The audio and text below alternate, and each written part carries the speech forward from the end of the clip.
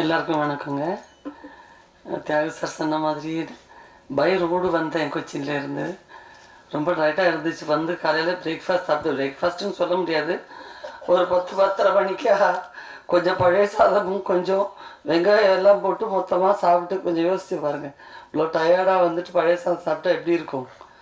அப்படியே தூங்கிட்டே இருக்கிறது உலகத்தில் வேறு எதுவுமே வேண்டாம். என்னத்துக்கு நடிச்சாவது அதெல்லாம் ஒன்றும் தேவையில்லை. அழகாக போயிட்டுருக்கு. என்னென்னமோ கனவெல்லாம் வந்துட்டுருக்கு.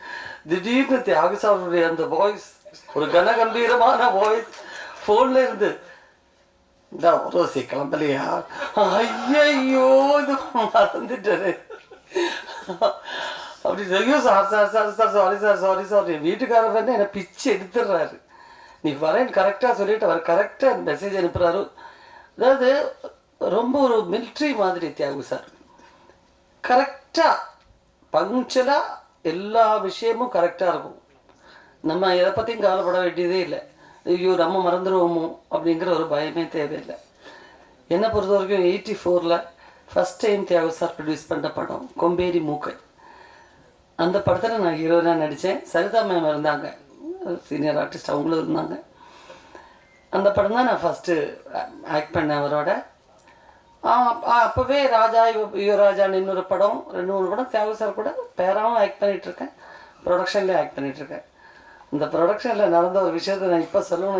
இதை தவிர ஒரு முக்கியமான ஒரு தருணம் வேறு கிடைக்காது. பிரச்சு அவரும் சின்னவர், நானும் சின்னவதான். இப்போது நான் 9th வந்துட்டேன் சினிமாவில். வந்து 1 வருஷம் ஆச்சு. தியாகு சாரும் நானும் ஆக்ட் பண்ணுற படம் இன்னொரு படம். அந்த படம் ட்ரெயினில் ஷூட்டிங். அப்போ செங்கல்பட்டு ஸ்டேஷனில் தான் ஷூட்டிங். வந்தாகணும்னு சொல்லியாச்சு. ஆனால் தியாகு சார் என்னமோ முடிஞ்ச வரைக்கும் சொல்லியிருக்காரு போல இருக்குது. கிளைமேக்ஸ் நடந்துட்டுருக்குங்க, இப்போ இந்த நேரத்தில் நீங்கள் கொண்டு வந்து வைக்காதீங்க, அதுக்கப்புறம் கொடுக்குறோம், கண்டிப்பாக கொடுக்குறோம். ஒரு நாளைக்கு நாங்கள் 2 பேருமே வந்து ஒர்க் பண்ண 2 பேரும் சொல்லி பார்த்தாச்சும் உங்கள் கேட்குற மாதிரி இல்லை.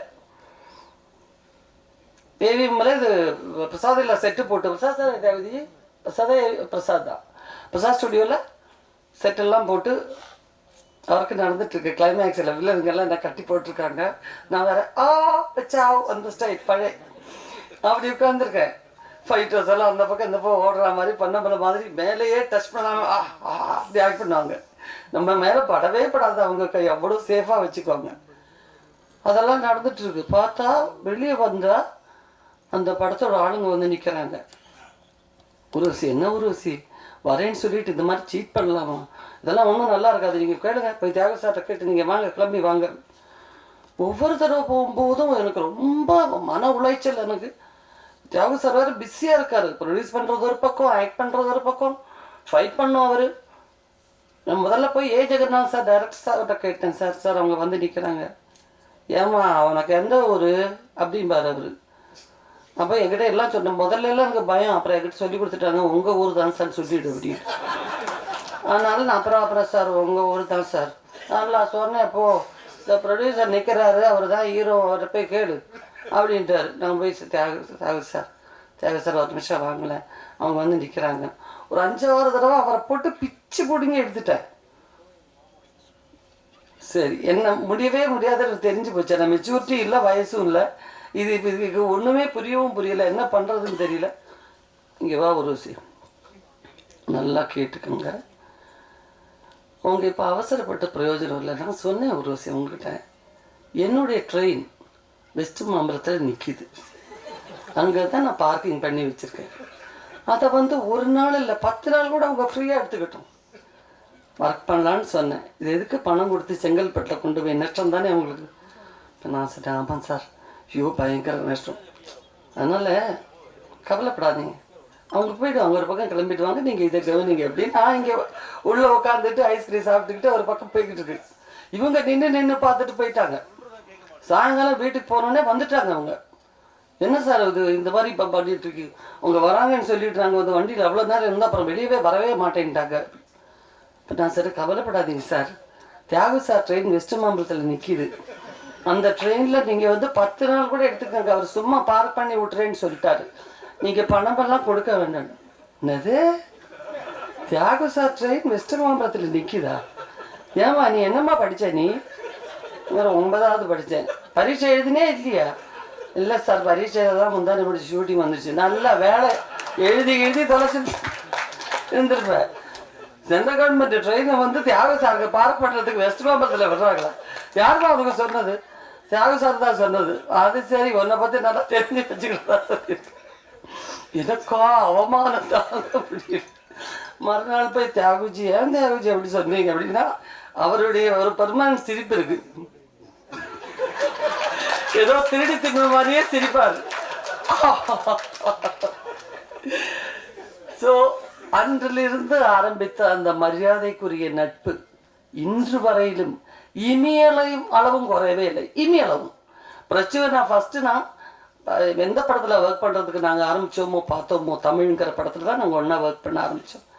அன்னையிலேருந்து இன்ன வரைக்கும் பிரச்சுவனுக்கு நல்ல நண்பர், சகோதரர். எந்த இடத்துலையும் எந்த அர்த்தராத்திரத்தையும் கூப்பிட்டுட்டு பிரச்சு இப்படி இருக்குது, தியாகுஜி இப்படி இருக்குன்னு சொன்னாக்கா வரக்கூடிய அளவுக்கு உள்ள ஒரு மரியாதை. அதுதான் அவங்க ப்ரொடக்ஷனில் எல்லா தடவையும் மன்னவா எடுத்தாங்க. அப்பவும் என்னை கூப்பிட்டார் தியாகுஜி. அப்பவும் போய் ஒர்க் பண்ணோம். நல்ல ஒரு கேரக்டர், ரொம்ப நல்ல சந்தோஷமாக ஒர்க் பண்ணோம். இந்த ப்ரொடக்ஷன் ஆரம்பிக்கும் போது என்னுடைய மாமியார் இறந்த நேரம் நாங்கள் அந்த போயிட்டுருக்கோம் வண்டியில். அப்போ தான் ட்ரிவாண்டத்தில் ஃப்ளைட் இறங்கி கொல்லம் போயிட்டுருக்கோம். தியாகு சார் ஃபோனு, உருசி நான் சொன்னேன் இல்லை அந்த படம் டேட் ஃபிக்ஸ் பண்ணியாச்சு, 5 டேஸ்க்கு அப்புறம் தான் ஷூட்டு. அதுக்கு முன்னாடி எல்லாம் பேசி ஃபிக்ஸ் பண்ணியிருந்தோம். நான் சொன்னேன், சார் இப்படி ஒரு சூழ்நிலை, ஐயோ அதை முடிங்க அதை முடிச்சுட்டு வந்திருக்கேன், பரவாயில்ல அப்படின்ட்டார். ஆனால் அந்த 5 நாள் முதல் சடங்கு முடித்ததுக்கப்புறம் வீட்டுக்காரர் சொன்னார், அநியாயம், எல்லா டேட்டும் முங்கிட்டாங்க, சிம்ரன் எல்லாருடைய பிரியா நிறைய பேர் காம்பினேஷன் இருக்குது, அதனால் நீ போயிட்டு வந்துடு, பரவாயில்ல நான் இங்கேருந்து சமாளிச்சுக்கிறேன் அப்படின்னார். அப்படி தான் நான் வந்தேன். ஒரு காஸ்டியூம் டிசைனரால் ஃபஸ்ட் டே ஷூட் வந்து கிட்டத்தட்ட 4 o'clock வரைக்கும் ஸ்டக் ஆகிடுச்சு. K.S. ரவிக்குமார் சார் பெரிய டைரக்டர், ஆக்டர், அவரே வெயிட் பண்ணிக்கிட்டு இருக்கார் அவ்வளோ நேரம். அதையும் பொறுமையாக பார்த்துக்கிட்டார். ஒரு டைரக்டருங்கிற முறையில் ஒரு சின்னதாக ஒரு சத்தம், அது கூட தியாகு சார் லொக்கேஷனில் எந்த விதமான ஒரு இதுவும் ஒரு ஆர்டிஸ்ட்டுக்கு ஒரு பெயினோ ஸ்ட்ரெயினோ கொடுத்ததே கிடையாது. நான் பணம் திருப்பி கொடுத்துட்டு எல்லாருக்கிட்டையும் நோட்டீஸ் தான் நோட் எடுக்கலை, எல்லாத்துக்கிட்டே சொல்லிட்டார் அவர். ஆனால் அதுக்கு ஒரு விஷயம் இருக்குங்க, என்கிட்ட ஒரு 10 நாள் 12 நாள் வாங்கினார். ஒரு 10 to 12 days தேவைப்படும் ஒரு விஷயம். 7 நாளுங்கிறது பேர் தான். சில தமிழகத்தில் 2 மணி நேரம் தான் ஒர்க் பண்ணியிருப்போம். அவர் மேலே நான் வச்சிருக்கிற அந்த, என் மேலே அவர் வச்சிருக்கிற அந்த கான்ஃபிடென்ஸும், அவர் மேலே நான் வச்சிருக்கிற மரியாதையும், ரொம்ப தைரியமாக ஒரு இதுதான். அந்த மாதிரி தான் அந்த லாட்டரி விற்றுக்கிட்டே நீங்கள் வந்து வருவீங்க ரெஸ்டாரண்ட்டில், இந்த மாதிரி சீன் ஓகே அப்படின்றவர். சார் அது இந்த டைலாக் பேசுறது அதெல்லாம் உங்களுக்கு வந்துடும், பரவாயில்ல. அதுலேயே பல சீன்ஸ் ரொம்ப ஈஸியாக முடிஞ்சிச்சு. ஸோ அதெல்லாம் ரொம்ப சீக்கிரம் முடிச்சுட்டாரு. எனக்கு மனசு உறுத்துது. இவ்வளோ நாளைக்குன்னு சொல்லி ஒரு பேமெண்ட் பேசிட்டு இப்படி வந்துட்டு என்ன வீட்டுக்கார்ட்ட சொன்னேன், என்னமோ தெரியலக்கு எனக்கு மனசு ரொம்ப இருக்கு. ஐயோ அவன் வேண்டாம் திருப்பி கொடுத்துடலாம் அப்படி. நான் ரகசியமாக டப்பிங் தேட்டரில் கொண்டு போய் கொடுத்ததை இப்படி வகைரமாக சொல்கிறதா தான் நான் ப்ரெஸ் மீட் கூப்பிட்டு கொடுத்துருப்பேன். எல்லாருக்கும் முன்னாடி சொல்லிட்டாரு, எல்லா சேனல்லையும் சொல்லிட்டாரு. பட் இனிமே ரொம்ப சந்தோஷமான ஒரு நிமிஷம் தான்.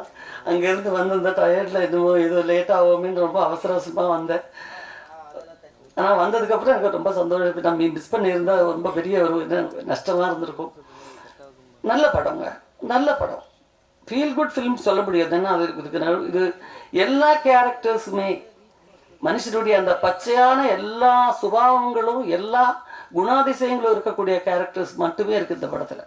அந்த சுயநலம், நான் வாழணும், ஏன் பண்ண, எல்லாமே இருக்கக்கூடிய ஒரு படம். அந்த மாதிரி கேரக்டர் அந்த நேரத்தில் சென்டிமெண்ட்ஸ் நம்ம மறந்துடுவோம். நான் எனக்கு அப்படிங்கிறது அந்த மாதிரிப்பட்ட கேரக்டர்ஸ் எல்லாமே. பட் ஒவ்வொரு கேரக்டர்ஸுக்கும் கரெக்டான ஒரு ஃபினிஷிங், கரெக்டான சில சமாச்சாரங்கள், நம்மளுடைய நேட்டிவிட்டிக்கு தகுந்த மாதிரி அதில் என்னென்ன மாற்றங்கள் செய்ய வேண்டி வருமோ அந்த ஸ்கிரிப்டில், அது எல்லாமே தியாகராஜ் சார் ஃப்ளெக்சிபிளாக இருந்தார். ஸோ நல்ல ஒரு காம்பினேஷன். இந்த ஒரு காம்பினேஷன் வேறு எந்த படத்துலையும் அமைஞ்சது கிடையாது. ஸோ நல்லா வரணும். உங்கள் எல்லாருடைய சப்போர்ட்டும் எங்களுக்கு தேவை. வாழ்த்துங்க. நன்றி, வணக்கம்.